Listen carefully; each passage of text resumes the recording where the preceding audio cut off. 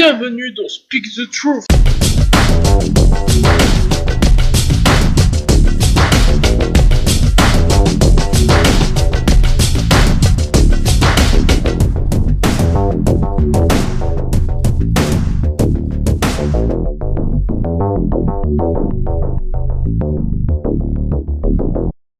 Salut tout le monde, bienvenue dans cette nouvelle émission. South Park est une série américaine créée par Matt Stone et Trey Parker. Diffusée pour la première fois en 1997, South Park contient actuellement 18 saisons. Cette série a pu voir le jour grâce à un court-métrage créé en 1992. Ce court-métrage était intitulé Jésus contre Frosty.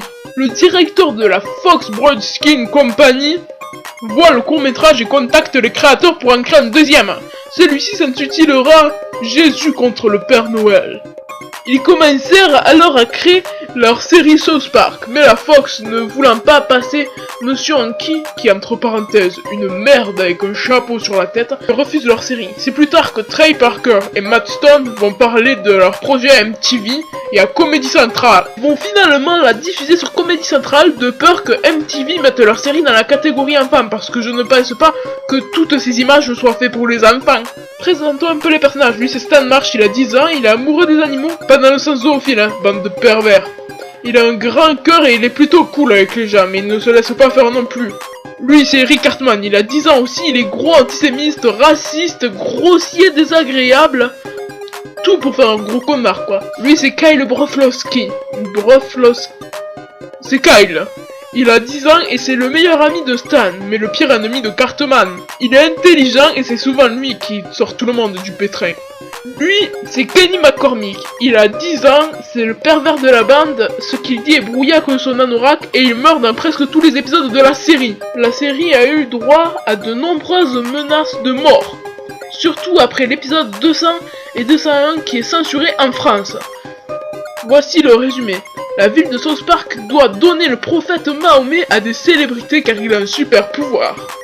Son pouvoir est que personne ne peut se moquer de lui. Le site Révolution Muslim a menacé de mort les créateurs en disant qu'ils pourraient finir comme Theo Van Gogh en diffusant l'épisode.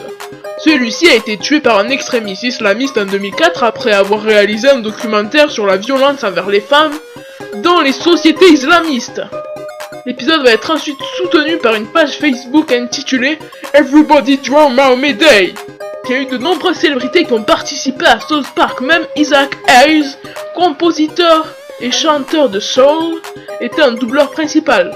Il était la voix de Chef, le gros black rigolo qui saute toutes les femmes sublimes du quartier et qui donne plein de conseils aux enfants quand ils ont un problème. Et après un épisode sur la scientologie, Isaac quitta la série.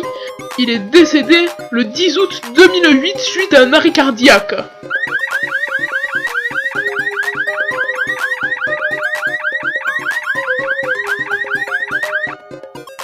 Chef meurt dans l'épisode 1 de la saison 10, le retour de Chef, où Chef revient à South Park après une assez longue absence pour partir au Super Club Aventure, histoire de donner un peu d'aventure à sa vie. Stan, Kyle, Kenny et Cartman remarquent que depuis qu'il est parti, Chef est bizarre. Peu après, ils se rendent compte que Chef commence à avoir des désirs pédophiles. En effet, les enfants vont alors voir ce qui se passe au Super Club Aventure pour qu'il soit devenu pédophile. Ils découvrent alors que ce club fait le tour du monde pour violer des enfants. La cause, un explorateur un jour a essayé de gravir des montagnes que personne n'a pu grimper. Mais il voit alors d'autres explorateurs qui ont réussi avant lui. Après une longue dépression, il fut connu pour être le premier homme à aller violer des garçons d'Afrique. Il se rendit alors compte que d'avoir violé ses enfants l'avait rendu immortel. Il découvrit que le corps des enfants contient ce qu'ils appellent du marlock et qu'un homme couche avec des enfants, les marlocks vont dans le corps de l'homme et le rendent immortel. Comme le veut le grand maître Betos.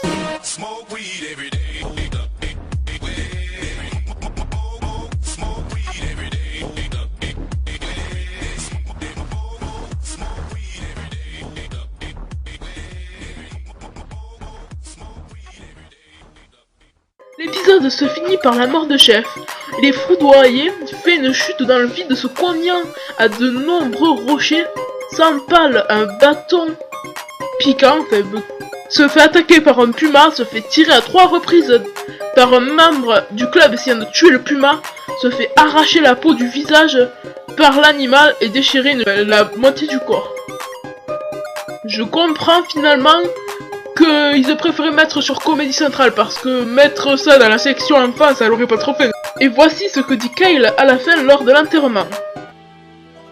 On est là aujourd'hui parce que Chef a été quelqu'un de super important dans nos vies.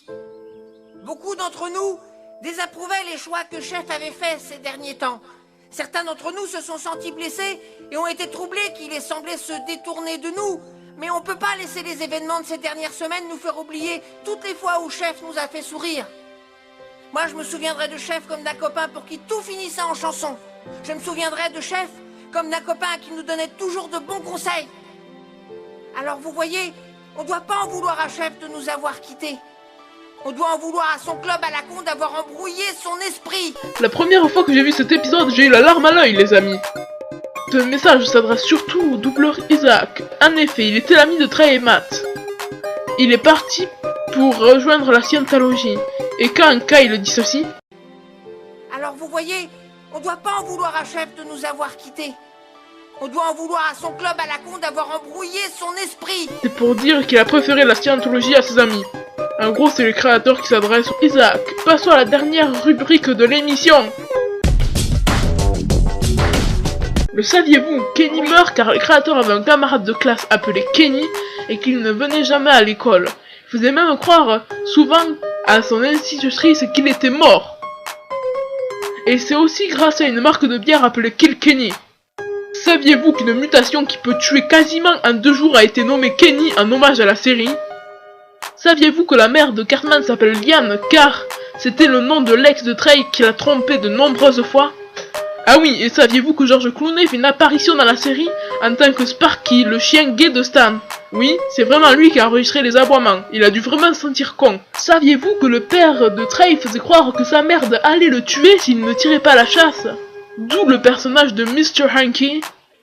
Saviez-vous que les créateurs sont venus complètement défoncés sous acide en robe à un remise d'Oscar? Bon, je vous laisse en espérant que ce premier épisode de Speak the Truth vous aura plu. On se retrouve dans une semaine pour parler de manga. Abonnez-vous.